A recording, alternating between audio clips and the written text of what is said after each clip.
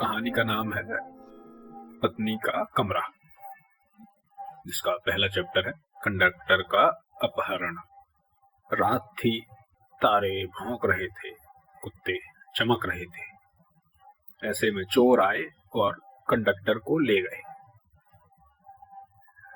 Conductor उदास किस्म का आदमी था। उसे इससे पहले अपहरण का कोई अनुभव नहीं था, इसलिए वह नौसिखियों की तरह पूरे रास्ते सवाल पूछता रहा। बस उसने यह सवाल नहीं पूछा कि उसे कहाँ ले जाया जा रहा है, क्योंकि वो आंखें बंद करके भी सिर्फ हवा की सरसराहट भर सुन लेता तो बता सकता था कि जीप कौन से गांव से गुजर रही है। इस तरह उसकी नौकरी पहली बार ठीक से काम आई। कंडक्टर की पत्नी हर दिन खूबसूरत होती जाती थी कि कई बार तो कंडक्टर को उसे टोकना पड़ता कि यहीं रुक जाओ, इससे ज्यादा खूबसूरत होना हम सब झेल नहीं पाएंगे। लेकिन फिर वो 2-3 दिन तक घर नहीं लौट पाता था और इसलिए उसे टोक भी नहीं पाता था। तब वह टोके हुए दिनों की स्थिरता को भी कवर कर लेती थी और घर लौटते ही कंडक्टर का मन करता था कि मर जाए। कुछ दिन पहले ही उसने तैरना सीखा था और इस तरह आत्महत्या का एक रास्ता तो हमेशा के लिए बंद हो गया था।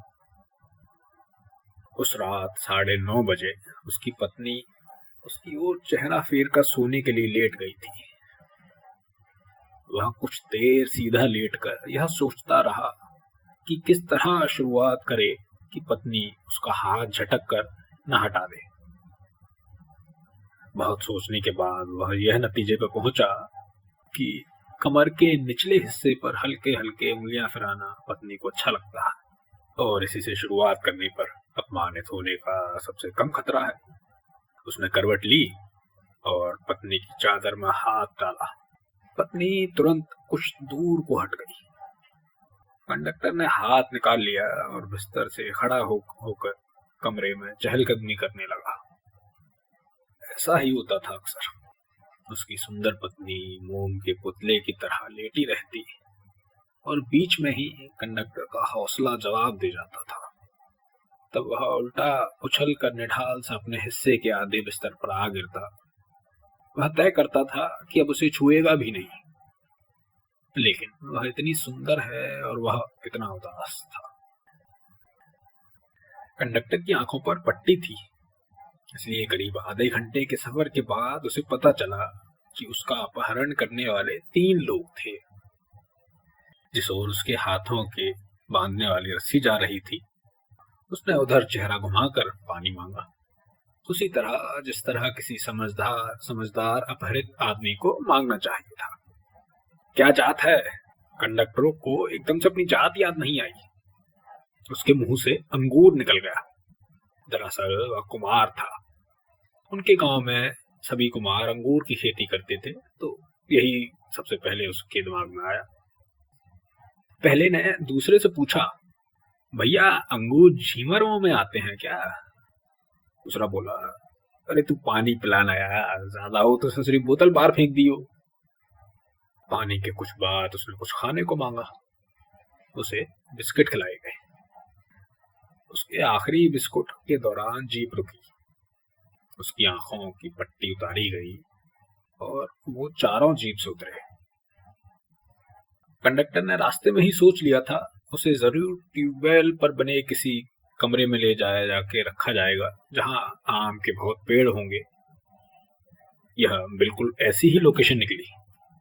पहले ने माचिस जलाई और तीसरे के चेहरे के आगे की।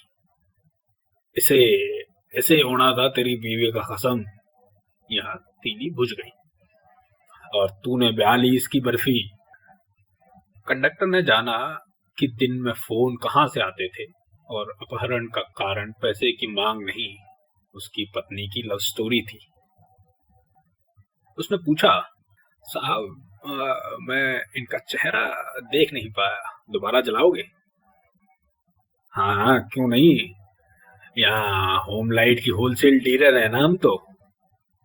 कुएं की सीढ़ी से बांध इसको, साले को भागने की कोशिश करेगा तो पाताल में जाएगा। कंडक्टर को अकेला छोड़कर वो गांव में चले गए, जहां उन्होंने शराब पीते हुए मीना कुमारी की कोई रोती हुई फिल्म देखी और मानव जीवन के नश्वर होने के बारे में बातें की। अकेले छूटे कंडक्टर को दूसरी फिक्र यह हुई कि अब 6 नंबर वाली बस का क्या होगा। पहली फिक्र के बारे में हम बाद में बात करेंगे। वह पछताया, उन तीनों को 6005 वाले कंडक्टर का नंबर देकर फोन करने को ही कह देता कि उसकी छुट्टी, मेडिकल छुट्टी की अर्जी दे दे।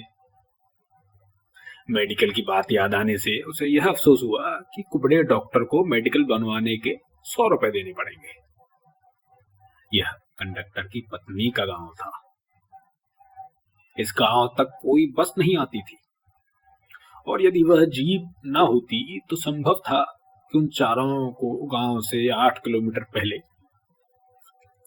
जंक्शनुमा गांव में अगली सुबह 9 बजे का इंतजार करना पड़ता, और 8-9 सवारियां जुटने पर तांगे वाला तैयार होता और वो चारों तांगे में बैठकर गांव पहुंचते।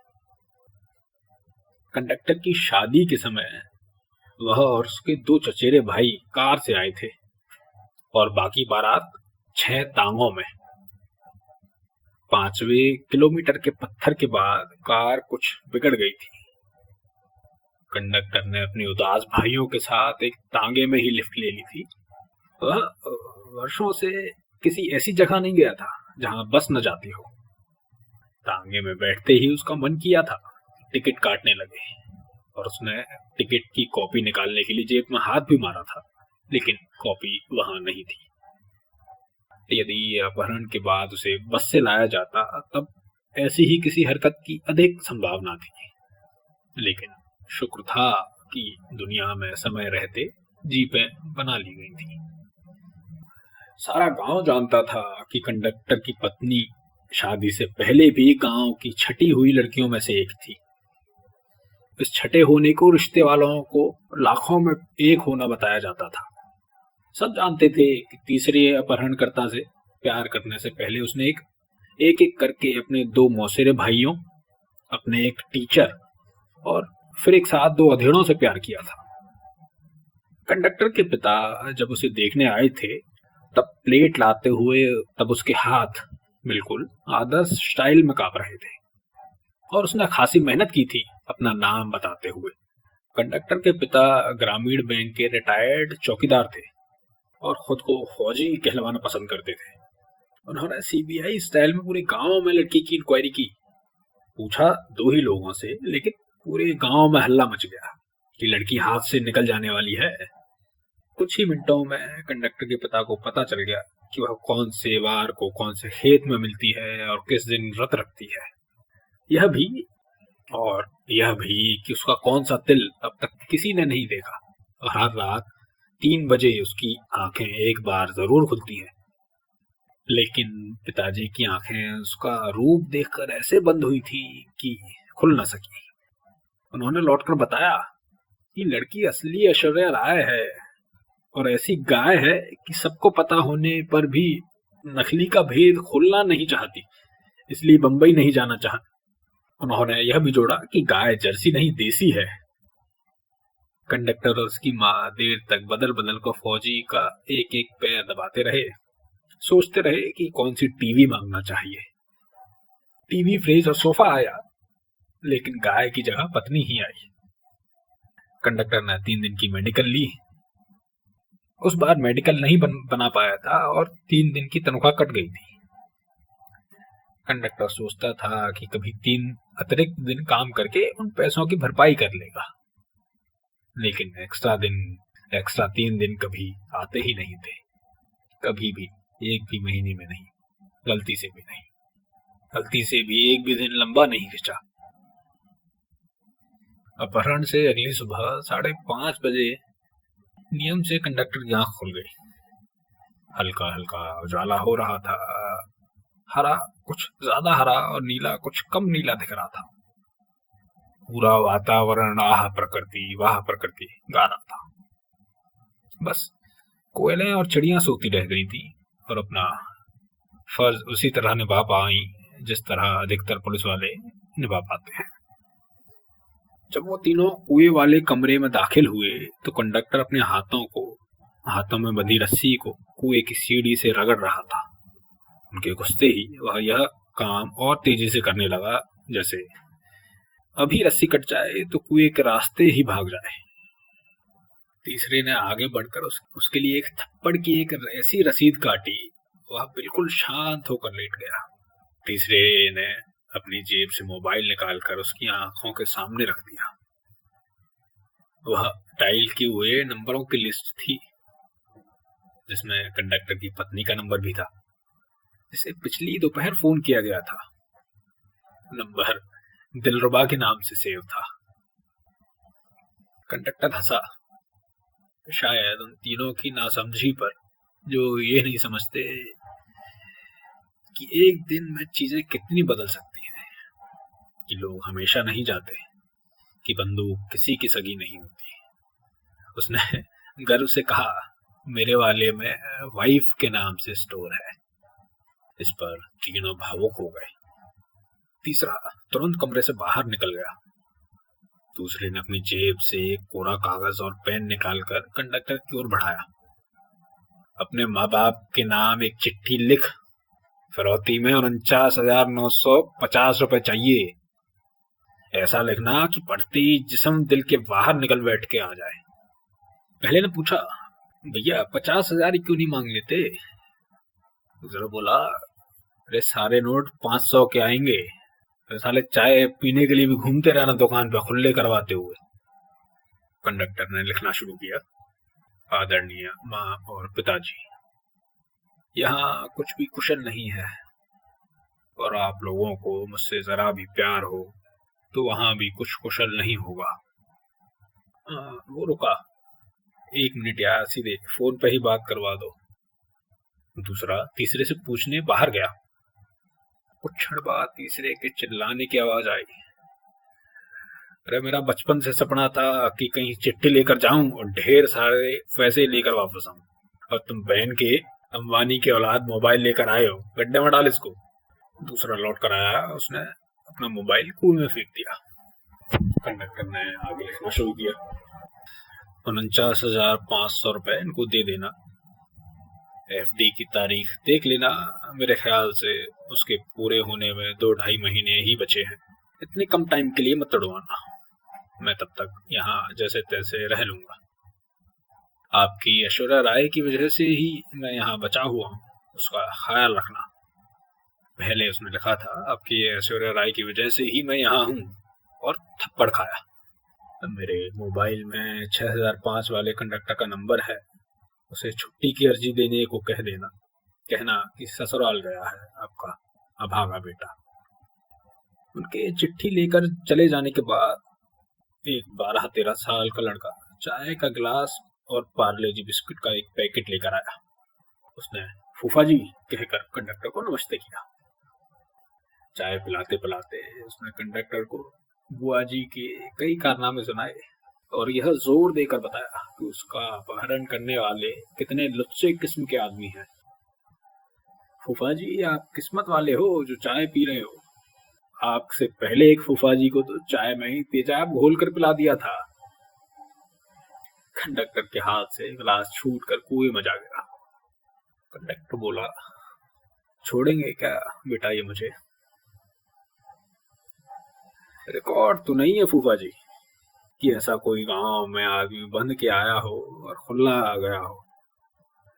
लेकिन फिर भी आखिरी बॉल तक पता नहीं चलता कि मैच कौन जीतेगा। और लड़का उछलता हुआ चला गया। 6 ऐसे ही दिनों बाद 7वीं सुबह, जब उसकी रखवाली पर बैठा दूसरा सो रहा था, कंडक्टर रस्सी काटने में कामयाब हो गया और भाग निकला। 3 किलोमीटर तक खेतों में वह उन दिशाओं में दौड़ता रहा जो उसे पहले खोजी भी नहीं थी। वह घर नहीं लौटना चाहता था। यदि उसका अपहरण नहीं होता तब भी वह उस रात घर से भाग ही आता। बहुत कम रोचक और बहुत ज्यादा अपमानित करने वाले 3 दिवसीय यात्रा के बाद कंडक्टर एक बड़े शहर में पहुंचा। शहर उसके सामने नए ढंग से खुला। जब आप बस में बैठकर यह सूचना लेकर उसके पास जाते जाते हैं कि आज रात या कल सुबह लौट जाएंगे, तब वह चमकता हुआ दिखाई देता है। वह आपके गले लगाकर आपको रोकने की भी कोशिश करता है, लेकिन जब आप अपना झोला लेकर इस उम्मीद में जाते हैं कि वह शहर शरण देगा, तो वह वैश्या की तरह बर्ताव करता है। पैसा है तो आप सम्राट हैं, मालिक हैं, और पैसा नहीं है तो कुत्ते। शाम तक कंडक्टर भूखा रहा। जाने क्यों उसने तय कर लिया था कि अब यहीं रहेगा। अंधेरा घिरने लगा था तो वह एक बड़े से घर के फाटक के सामने जाकर बैठ गया, जैसे अंदर भगवान रहते हैं और प्रसन्न होकर वह वर देंगे। कोई आधे घंटे के बाद तेज रोशनी फेंकती हुई एक कार आई और उससे बिल्कुल 1 इंच दूर ऐसे रुकी जैसे टीवी पर विज्ञापन कर रही हो। उसमें से एक आदमी उतरा जिसने जितने महंगे कपड़े उसके थे उतनी ही भद्दी आवाज में कंडक्टर को गाली दी। कंडक्टर 30 साल का खाया पिया हट्टा खट्टा आदमी था और उसने 2 बीघा जमीन जैसी फिल्में भी नहीं देखी थी। फिर भी उसने कांपती हुई आवाज में कहा कि उसे काम चाहिए। कार वाले ने आदमी ने कंडक्टर को सुबह 8 बजे आने के लिए कहा। कंडक्टर ने खाने को कुछ मांगा, जबकि वह चुरा या छीन भी सकता था। और जैसा कि आप जानते हैं, उसे इतना अपमानित किया गया कि उसने आदमी से कहा कि वह एक कॉमेडी टीवी शो में आया हो, सामने कार में कैमरा है, आप मुस्कुराइए। मुस्कुराकर वह आदमी अपने घर में चला गया। पश्चाताप में कंडक्टर ने तय किया कि अपने हरामजादे पेट को 2 दिन तक कुछ नहीं देगा। लेकिन आधे घंटे बाद ही आसमान में रोटियां दिखने लगी। उसने सोचा कि अब तक तो सब रफा दफा हो गया होगा, और कुछ भी हो, अगर उसे अपने गांव की बस मिल जाए तो अभी वापस चला जाएगा। लेकिन उसमें पैदल चलने की हिम्मत नहीं थी। उसने एक रिक्शा लिया और बस अड्डे पर पहुंचा। बस अड्डे के पास पहुंचते ही उसे लगा कि जैसे यही उसका घर है। किसी बस के बोनट पर बैठकर उसने पहली सांस ली थी, जैसे फिर वह कान के पीछे पेन खोसकर बड़े बड़े शहंशाहों को छाड़ता चला जाएगा और बस में खड़े हुए सब लोग उसके हुक्म पर आगे पीछे खिसकते जाएंगे। वह उन लोगों की तरह रिक्शे से उतरा जो इस शहर के अपने घरों में अपने पीछे बीवी और फ्रिज, कूलर, कार छोड़कर आए होंगे। रिक्शे वाले ने पैसे मांगे तो कंडक्टर ने उसे एक झापड़ रसीद किया और कहा जो 100 का नोट उसने दिया है उसमें से 25 रुपए काट कर बाकी लौटाए, नहीं तो वो पुलिस को बुलाएगा। 2-4 लोग जुट गए और उन्होंने सहमति जताई कि हाँ, यहाँ सारा अपराध इन साले बिहारियों की वजह से ही है, जो दिन में रिक्शा चलाते हैं और रात में गर्दन काटते हैं। रिक्शे वाला पिटने को ही था कि उसने अपनी जेब से 80 रुपए निकालकर कंडक्टर को दे दिए। कंडक्टर ने उसे ईमानदारी से जीने की नसीहत दी और कहा कि रुपए पैसे के ऊपर भी एक दुनिया है और बड़े से बड़ा आदमी भी आटा खाता है, आंखें बंद करके ही सोता है। माहौल इतना धार्मिक हो गया था कि भीड़ छटी। कई लोग नीली छतरी वाले के न्याय के बारे में ही बात कर रहे थे। कंडक्टर को गांव के लिए बस जल्दी ही मिल गई। 6005 ही थी, लेकिन उस दिन कंडक्टर नया था। कंडक्टर ने चढ़ते हुए ही बस में कंडक्टर को बताया कि वह स्टाफ है। दूसरे कंडक्टर का भी कभी अपहरण नहीं हुआ था और वो ऐसे ही मुस्कुराया जैसे बाकी उसकी बीवी सदा से बिना प्रेमियों के ही थी। जब कंडक्टर ने साफ बोला तो बस के बाकी 5 यात्रियों ने उसे ईर्ष्या से देखा। सबकी टिकट काट कर दूसरा कंडक्टर, जिसे हम अभी सुविधा के लिए हसमुख कंडक्टर कहेंगे, उसके पास आकर बैठ गया और उससे पूछा कि उसका रूट कौन सा है। कंडक्टर ने रूट के साथ साथ यह भी बताया कि वह मौत के मुंह से भाग कर आया है, लेकिन पुलिस की तरह भूख ये सब बहाने नहीं सुनती। हसमुख कंडक्टर ने उसे अपने टिफिन में से पराठे खिलाए।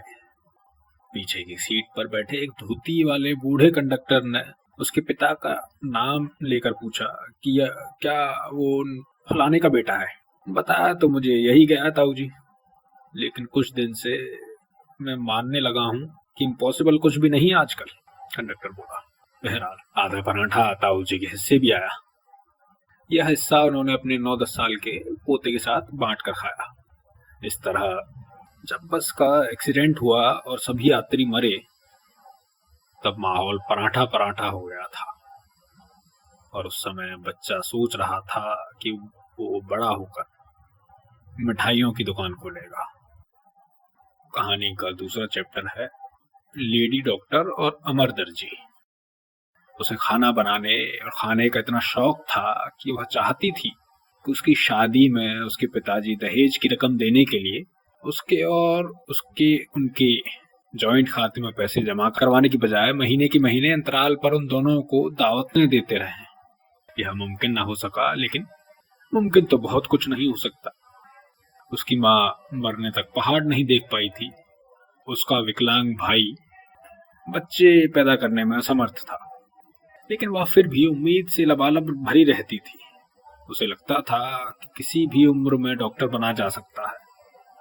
उसने 10वीं के बाद यह कहकर पढ़ाई छोड़ दी थी कि वह पढ़ना तो चाहती है, लेकिन अभी उसके पास इतना समय नहीं है कि बोरिंग मास्टरनियों को दिन में 6 घंटे झेल सके। उसने कहा था कि वह 8-10 साल बाद फिर से पढ़ना शुरू करेगी, लेकिन तब लेडी डॉक्टर बनना नहीं चाहती।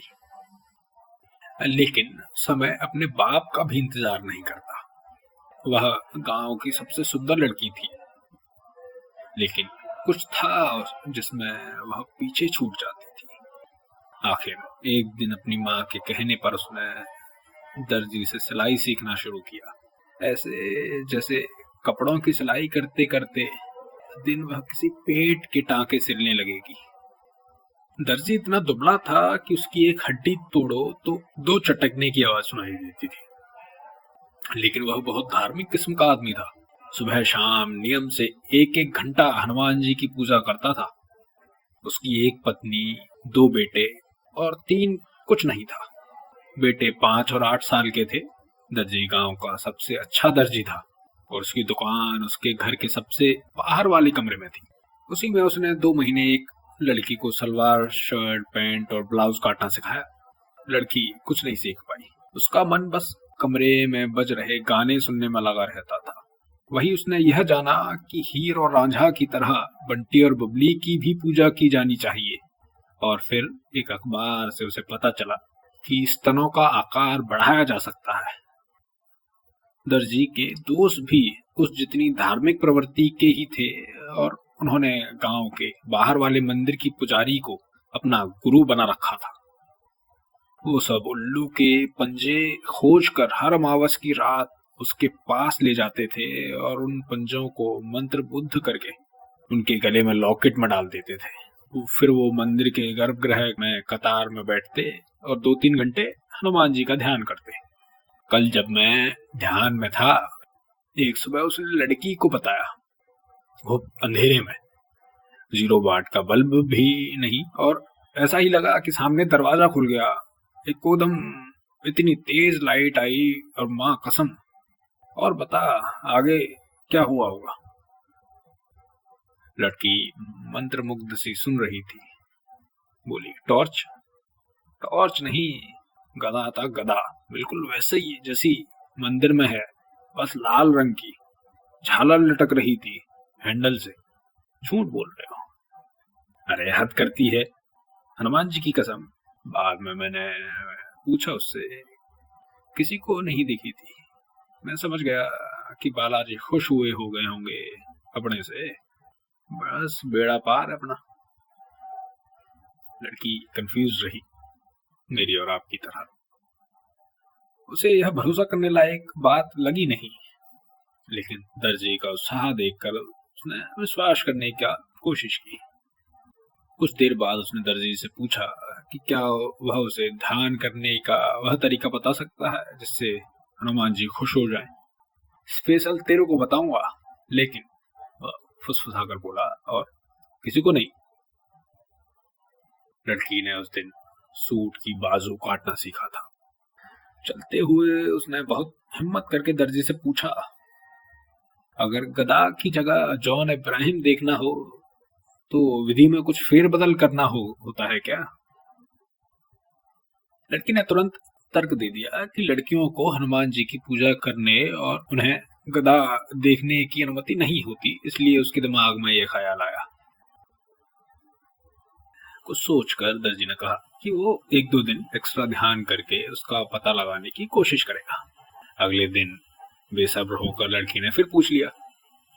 दर्जी ने कहा कि गदा के सिवा कुछ और देखने के लिए 51 रुपए का प्रसाद चढ़ाना होगा और फिर अपने लक्ष्य की तस्वीर ध्यान में रखकर उसी तरह रात को मंदिर के गर्भगृह में ध्यान करना होगा।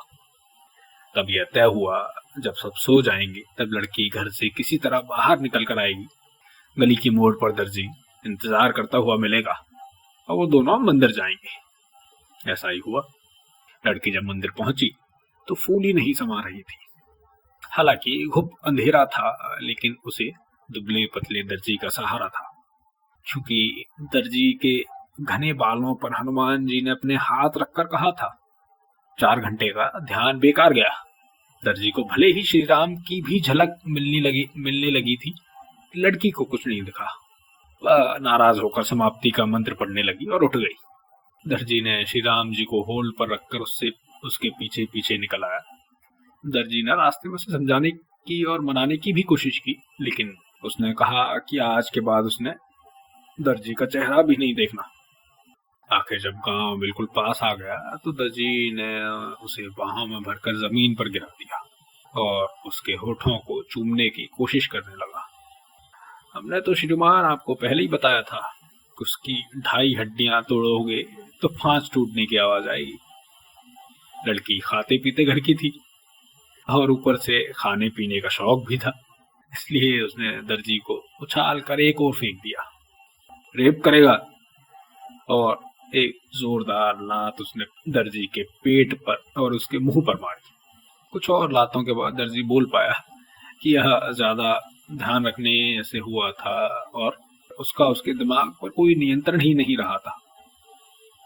उसने अपने बेटे की कसम खाकर उस छोटी बहन मानते हुए उसके पांव छुए। लड़की ने उसके चेहरे पर थूका, ऐसी असुंदरता से जैसे बहुत सी लड़कियों को थूकना चाहिए था। वह थूकती नहीं थी और वह वापस घर लौट आई। सब सो ही रहे थे।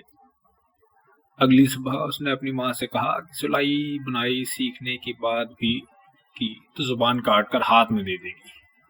उसकी माँ को इतना गुस्सा आया कि उससे थप्पड़ मार कर देर तक रोती रही। माँ ने पूरा दिन खाना नहीं खाया। लड़की अपने 2 प्यारी सहेलियों के पास गई और उसने दिन तक उन्हें कम वक्त देने के लिए माफी मांगी। उसकी सहेलियों ने गांव की खबरों से उसे अपडेट किया और बताया कि कौन किसके साथ भागने वाला है, कौन बस मजे ले रहा है। दर्जी जो भी था, जैसा भी था, आदमी का बच्चा था, इसलिए उसका भी आत्मसम्मान था। जिसकी हड्डियां नहीं थी कि तोड़ी जाएं और दर्जी माफी मांगता रहे। 16 साल की एक लड़की ने अंधेरे में ही सही एक मर्द के आत्मसम्मान को ठेस पहुंचाई थी। दर्जी ने हनुमान जी की तस्वीर के सामने खड़े होकर कसम खाई और प्रतिशोध लेने लगा। उसकी आंखें डबडबा गई थी और उसने कोई जब तुम्हारा हृदय तोड़ दे वो 3 बार रिवाइंड किया। उसकी पत्नी, जो अब निर्जीव होकर मूर्ति बनने ही वाली थी, खाना लेकर आई और 11:30 अक्षरों में के एक वाक्य में उसकी उदासी के कारण पूछा। दर्जी ने कहा, धंधा मंदा चल रहा है, लोग नंगे घूम रहे हैं, लड़कियां घर में ही कपड़ा काट लेती हैं, 2 ड्रेस बना लेती हैं। उसकी पत्नी ने सोचा कि दुनिया का अंत नजदीक है।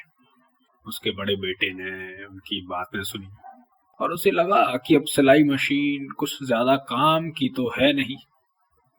उसने तय किया कि जिस दिन भी मौका लगा 150 में यह मशीन बेच देगा। अंधेरे में थप्पड़ खा लेना इतनी बड़ी बात भी नहीं थी कि दर्जी जैसा परिवार वाला और सांस्कृतिक आदमी आत्महत्या कर ले। लेकिन दर्जी सब कपड़ों को हमेशा के लिए अधूरा छोड़ गया। उसकी पत्नी पहले से ही इतनी उदास थी कि उससे ज्यादा उदास नहीं हो पाई। उसके बच्चे इसलिए रोए क्योंकि उन्हें लगा कि अब रात में डर लगेगा। लेकिन मरने से पहले दर्जी ने अपने सब भक्त दोस्तों को अपने घर में दावत दी और खीर खाते खाते बताया कि उसने लड़की को चख लिया है।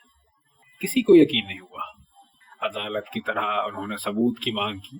दर्जी ने तुरंत अपना मोबाइल निकाला और एक फोटो दिखाई। अंधेरे की फोटो थी और मोबाइल भी माशाल्लाह चाइनीज था, इसलिए कुछ भी साफ नहीं था। हाँ, लड़की लेटी हुई थी और बताने पर उसने जानने वाले लोग से उसे फोटो की पहचान हो सकती थी। कहाँ ली? उसके दोस्तों की आंखें फैल गई। मंदिर में। और उसके बाद तो दोस्तों ने फोटो में मंदिर का फर्श और पीछे वाले आले भी पहचान लिए थे। फिर दर्जी ने चटखारे लगाकर पूरी कहानी सुनाई और अंत में राम का नाम लेते हुए सब दोस्तों से विदा ली। दर्जी कुछ देर तक आंगन में लेटकर आसमान को देखता रहा और रोता रहा। पत्नी और बच्चे सो चुके थे। फिर दर्जी उठकर अपने कमरे में आया, लैंप जलाया, सारे कटे हुए कपड़े जी भर कर देखे। फिर लैंप उठाकर घर से बाहर निकल गया और किवाड़ बाहर से बंद कर दिए। वह एक नदी की ओर जा रहा था। तो दूर से ऐसा लग रहा था कि लैंप अकेला चल रहा है। अगले दिन जब लड़की को पता चला कि दर्जी मर गया है तो उसे थोड़ा अफसोस हुआ। लेकिन थोड़ा सोचने के बाद उसे लगा कि दर्जी इसलिए मरा है ताकि वह जिंदगी भर एक अपराध बोध में रहे। उसी क्षण उसने अपराध बोध उठाया और फूंक मारकर हवा में उड़ा दिया। जिस गति से बेटियां जवान होती हैं, लड़की उससे 1 किलोमीटर प्रति घंटा की रफ्तार से अधिक स्पीड से बदनाम होती है। मंदिर वाली कहानी उस धुंधली फोटो के साथ गांव भर में हर एक मोबाइल तक पहुंच गई जिसमें फोटो देखी जा सकती थी। यह सब 3-4 दिनों में ही हुआ। रास्ते में कहानी में कई गवाह जुड़ गए जिन्होंने रात में लड़की को अपने घर से निकलते और दर्जी के साथ मंदिर में घुसते हुए भी देखा। 2-3 ने तो यह भी कहा कि उन्होंने पहले भी एक दूसरे को चूमते हुए कई बार देखा है। 3-4 नौजवान तो ऐसे भी आए कि जो लड़की के साथ कई बार पर्सनल हो चुके थे। पुख्ता तौर पर यह किसी ने नहीं कहा, लेकिन खबर यही फैली। पूरा किस्सा लड़की के विकलांग भाई ने भी सुना और फोटो में भी देखा। उसने घर आकर लड़की को कई थप्पड़ लगाए। लड़की ठीक से यह भी नहीं जान पाई कि उसकी गलती क्या है। उसकी माँ ने कहा कि जैसे टीवी के धारावाहिकों में दिखाते हैं, पैदा होते ही 25 किलो के दूध से भरे बर्तन में डुबोकर लड़कियों को मार देना चाहिए। पहले टीवी आया हो था तो वो लड़की के साथ शायद यही करती। लड़की रात भर रोती रही, शाप देती रही दर्जी को। दर्जी की आत्मा को हर रात चूहे नोचे। पूरी कहानी उसे अगले दिन अपनी सहेलियों से पता चली। उसने अपनी माँ की कई बार कसम खाई। तब जाकर सहेलियों को यकीन हुआ कि कहानी सच नहीं है। इस तरह दर्जी हारी हुई बाजी जीतने वाला बाजीगर या देवदास बन गया और लड़की चालू लड़की कही जाने लगी, जिसने अपनी हवस की आग में एक दर्जी के प्यार के साथ साथ दर्जी को भी जला दिया। लड़की गांव की सबसे सुंदर लड़की थी। यह जितनी बार भी कहा जाए कम है। इसलिए गांव में 13 से 65 के बीच सभी मर्दों ने कभी न कभी उसे पाने की चाह की थी, जो कि अब प्राकृतिक नहीं थी। लेकिन चूंकि वह लड़की से चालू लड़की बन गई थी, इसलिए उससे एक तरफा प्रेम का कॉन्सेप्ट ही खत्म हो गया। अब जो भी उसकी ओर आकर्षित होता, उसके पास अपनी एक कहानी होती। अगर गिनीज बुक वाले आते तो कहानीकारों की जनसंख्या घनत्व में यहाँ गांव का दुनिया का सबसे पहला नंबर होता। कहने का मतलब ये है कि लड़की को लेकर हर किसी में अपनी अपनी कहानियां बना रखी थी। माना गांव की जनसंख्या 6,000 है और उसमें से आधे पुरुष हैं और उनमें से 90% हफ्ते में औसतन 2 बार लड़की को पाना चाहते हैं। तो आप खुद ही सोच लीजिए कि हफ्ते में कितनी नई कहानियां बनती हैं। लड़की लगातार दुबली होती गई। उसके पिता ने तय किया कि जल्द से जल्द उसकी शादी कर देनी चाहिए। लड़की ने ऐतराज जताया और खूब पिटी। पिटते पिटते उसने कहा कि वह एक दिन अपना पूरा परिवार और गांव आंख निकाल कर खा जाएगी। फिर उसने अपने पिता से कहा कि वह उन समेत दुनिया के हर मर्द से नफरत करती है और मरते दम तक करती रहेगी। उसने कहा कि उसका भाई बच्चा पैदा नहीं कर सकता, अगर वो भी लड़का होता तो उसे भी मार देती। लड़की की जगह उसने सुअर कहा था। लड़की को थोड़ा और भूखा रखा जाने लगा। जैसे सुबह उठने के बाद 1 बजे तक वह किसी तरह भूख पर कंट्रोल कर भी लेती, लेकिन फिर उसे माँ या भाभी से कुछ मंगाना पड़ता था। उसे 3 बजे तक टाला जाता था। यह उसके पिताजी ने तय किया था।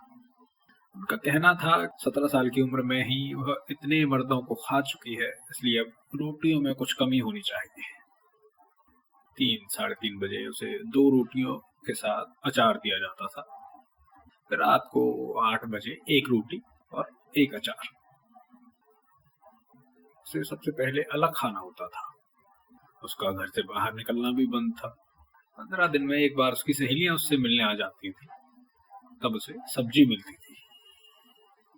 उसे सपने में दिखता था हलवे का कोई पहाड़ है जो पूरा उसे ही खाना है, या किसी पेड़ पर दही बड़े लगे हुए हैं, या वह सोई हुई है और उसकी माँ आकर उसके सिरहाने बैठ जाती है और रोती रोती उसके बाल सहलाती रहती है। वह सपना देखती थी उसकी भाभी इतनी खुश है जैसे उसके पेट में कोई बच्चा हो। कोई फोटोग्राफर आया हो और वो आंगन के घड़े के पास बैठकर फैमिली फोटो खिंचवा रहे हो, जिससे वो एल्बम में लगाएगी, सालों बाद अपने क्लिनिक की दीवार पर टांगेगी। लड़की को देखने वाले आने लगे। जब लड़की को देखने वाले आने लगे तब 2 दिन पहले उसे अच्छा खाना दिया जाता। 1-2 बार उसने प्रतिरोध किया, उसके बाद उसके खाने में कटौती होने लगी। फिर उसने उनका साथ देना शुरू कर दिया। उसे समझ आ गया कि वह इतने दिन से अपने आप को बेकार ही कष्ट दिलवा रही थी। शादी के लिए ऐसे मना कर रही थी जैसे बाहर कोई दूसरी जात का लड़का अपने लिए देख रही है। अचानक उसमें शादी के लिए उत्साह जागने लगा। उसे शादी किसी पीड़ाहारी बाम की तरह लगने लगी। उसने शर्माना सीखना शुरू किया। यह देखकर उसकी माँ और भाभी उसके करीब आने लगी। खाना नियमित होने लगा। फिर वह सबके साथ ही खाने लगी। माहौल इतना खुशगवार हो गया था कि यह भी कह सकते हैं कि बीच का तनाव मैंने ही जानबूझकर रचा था। माहौल इतना खुशगवार हो गया था कि यह भी कह सकते हैं कि बीच का जो तनाव था मैंने जानबूझकर रचा था। चलिए, जो भी है, अब आप खुश होंगे। मेरी हार हुई और सुख की जीत हो गई, जैसे हमेशा होती है। एक दिन एक गंजा आदमी अपने बेटे के लिए उसे देखने आया। वह पूरा समय सर झुकाकर बैठी रही। गंजा आदमी उसे देखता रहा। उसे देखने का तरीका कुछ ऐसा था कि यदि वह संभावित ससुर न होता तो कि यकीन मानिए कि मैं ही उसके आंखें फोड़ डालता। बाकी ससुरों की तरह उसने भी गांव में पड़ताल की और किस्से सुने। लेकिन घर जाकर जब उसकी पत्नी और बेटे बदल बदल कर उसके पैर दबा रहे थे तो उसने कहा, लड़की? अरे लड़की नहीं, ऐश्वर्या राय है, रिश्ता पक्का। शादी जून में हुई। लड़का कंडक्टर था। उसकी बस का नंबर 4888 था और वह रोज रोज शराब पीता था, और जिस दिन पीता नहीं था तब भी पीना तो चाहता था। लड़की के पिता ने ना बैंक में जॉइंट खाता खुलवाया और ना ही हर महीने उन दोनों को दावत देने के लिए वादा किया, जैसा कि लड़की ने ख्वाब में सोचा था। कंडक्टर और उसके माता पिता को लगा कि धोखा हो गया कि टीवी और फ्रिज तो आजकल 8वीं पास और बेरोजगार लोगों को भी आते हैं। सुहाग रात थी, लेकिन फिल्मों की तरह फूल नहीं बिछे थे। कंडक्टर ने उस रात पी नहीं थी। कुछ देर तक उन्होंने इधर उधर की बातें की। कंडक्टर ने उसे बताया कि वह ड्राइवर बनना चाहता है। लड़की ने बताया कि वो अब भी डॉक्टर बनना चाहती है। कंडक्टर हंस दिया। लड़की चुप थी। फिर भी दोनों ने प्यार किया, और लड़की ने मन में मर्दों के लिए जो नफरत थी वह किसी अशारीरिक कारणों से और बढ़ गई। अगले दिन जब उसका सारा मेकअप उतर गया था, कंडक्टर ने उससे कहा कि वह दुनिया की सबसे खूबसूरत लड़की है। साथ ही यह भी कहा कि बाहर के लोगों को थोड़ा कम देखो। उसकी माँ ने भी कहा कि जमाना बहुत खराब है और अगले गेहूं से पहले रामचंद्र जी को अवतार ले ही लेना चाहिए। दहेज में धोखे वाली बात के बाद कंडक्टर की माँ का मानवता से भरोसा उठ गया था। उनका ब्लड प्रेशर लो रहता था, जिसे वह अपनी सहेलियों को बताती थी। लड़की ऐसे घुलने लगी जैसे चाय में ब्रेड या बिस्कुट घुलते हैं। खाने पीने की कोई कमी नहीं थी, और उसकी माँ और भाभी भी रोज फोन करके हाल चाल पूछ लेती थी। लेकिन वह मायके के भूख के दिनों से ज्यादा दुबली और पतली होने लगी। कंडक्टर अंधेरा होने के बाद लौटता था और रोज कम से कम एक सीढ़ी चढ़कर आता था। वह खाना खाने के बाद वो दोनों अपने कमरे में चले जाते थे। कंडक्टर शराब पीता और कुछ घूंट लड़की को भी पिला देता था। पूरे दिन में बस लड़की को पीने वाले मिनट ही अच्छे लगते थे।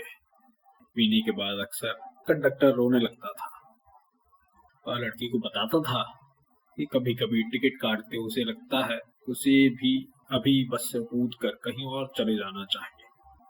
वह किसी की भी गाड़ी चला लेगा, लेकिन उसे ड्राइवर ही बनना है। और लड़की से कहता था कि वह अपने गांव का सबसे उदास आदमी है। लड़की चुप रहती।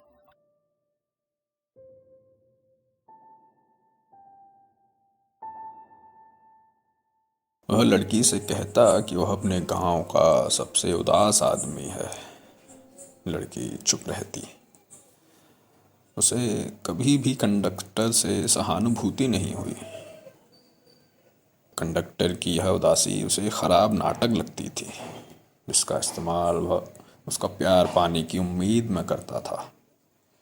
नहीं तो ऐसा क्यों होता कि सुबह उठकर वह देरी होने की चिंता करता हुआ पूरे उत्साह से अपने काम पर जाता, और जब भी अपने दोस्तों के साथ होता था अश्लील चुटकुलों पर पेट पकड़कर हंसता रहता था। सारी उदासी लड़की के सामने ही जागती थी, और वह भी सीडी देखने और प्यार करने से पहले।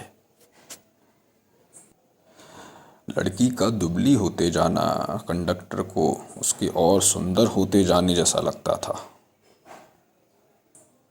वह रोज उसे इस तरह और सुंदर होते जाने से रोकता। वह उसे घर के अंदर और अंदर रखने की कोशिश करने लगा, इतना कि घर के सबसे अंदर के कमरे में दीवार खींचकर एक और कमरा बनवाया गया। उसमें कोई खिड़की या रोशनदान नहीं था। उसके बाहर कंडक्टर ने चौक से पत्नी का कमरा भी लिख दिया। एक रात उसने बहुत लाड से लड़की को बाहों में भर के कहा कि जब वह बाहर जाए तो लड़की पूरा समय उसी कमरे में रहे। कंडक्टर ने महाकवि समीर द्वारा रचित किसी गीत का एक हवाला देते हुए कहा कि जब वह बाहर जाएगा तो अपना एक हिस्सा उस कमरे में ही छोड़ जाएगा। इस तरह वो दोनों हमेशा साथ रहेंगे। लड़की हमेशा की तरह चुप रही। कंडक्टर की माँ ध्यान रखती थी कि काम निपटाने के बाद लड़की पूरा समय उसी कमरे में रहती है या नहीं। कंडक्टर अपने दोस्तों को गर्व से अपने आत्मिक प्रेम के बारे में बताता था। इसी बीच एक दिन उसने बताया कि उसकी पत्नी उससे कितना प्यार करती है, कि उसके साथ बैठकर पीती है। 6005 वाले दोस्त ने पूछा कि क्या पहली बार उसने बहुत आनाकानी की थी। कंडक्टर ने आसमान की ओर सिर उठाकर कहा कि वह उसे कभी किसी चीज़ के लिए नहीं करती। 6005 वाले ने कहा कि यह इसलिए भी हो सकता है कि वह पहले से ही यह सब चीज़ें करती रही हो। कंडक्टर हंस दिया। और शाम उसने अपनी माँ से पूछा कि क्या लड़की फ़ोन वोन पर किसी से बात करती है।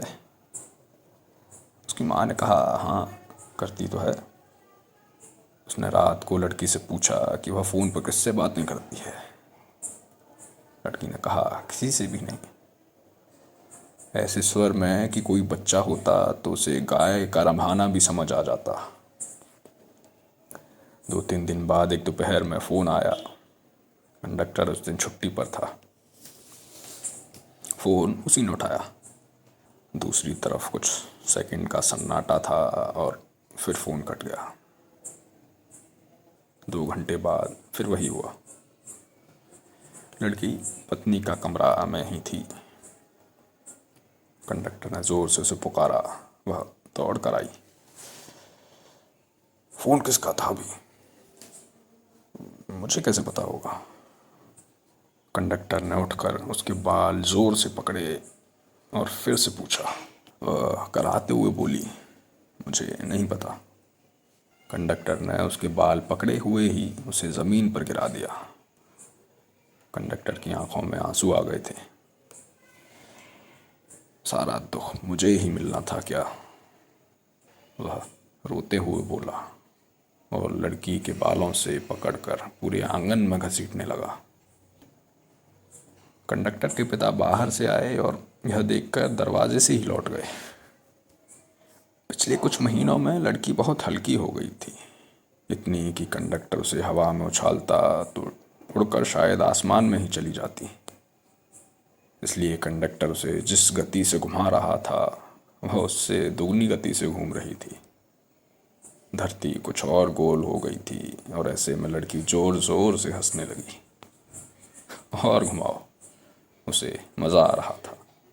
इस पर कंडक्टर और उदास हो गया और उसे वहीं छोड़कर फूंकनी उठा लाया। लड़की बरसों बाद इतना हंस रही थी। कंडक्टर ने उसके कंधे पर फूंकनी मारी। लड़की उसी क्षण चुप हो गई। कंडक्टर ने बाद में अपने दोस्तों को बताया कि वह उससे इतना प्यार करता है कि जब वो उसे कोमल शरीर पर वार कर रहा था तब घाव उसके अपने दिल पे हो रहे थे। उसके दोस्तों ने उसे दिलासा दिया।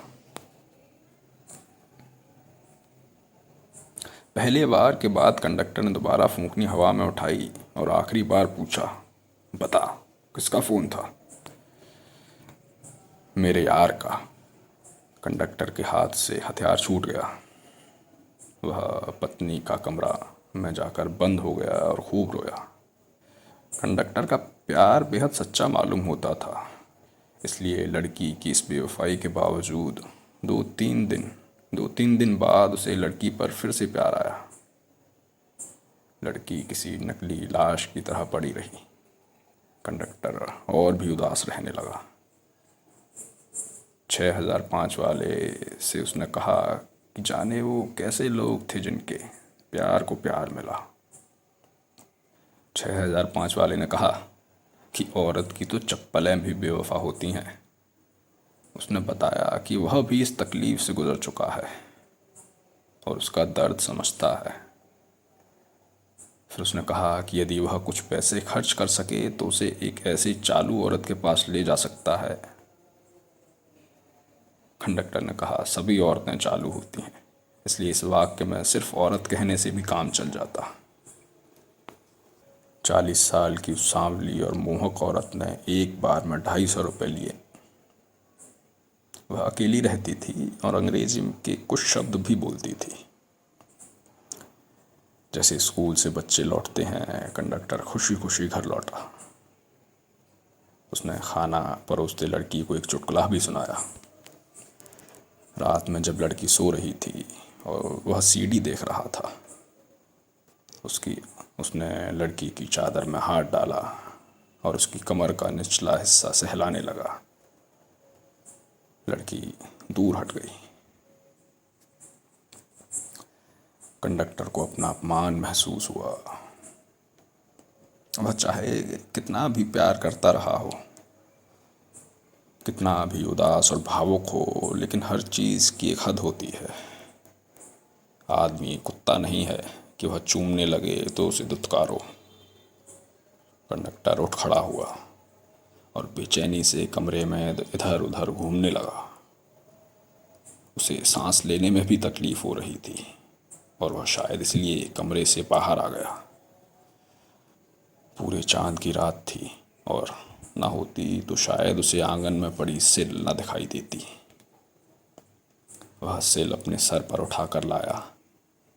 वो चादर ओढ़कर खुद को ऐश्वर्या राय समझ रही अपनी पत्नी के सिर पर दे मारा।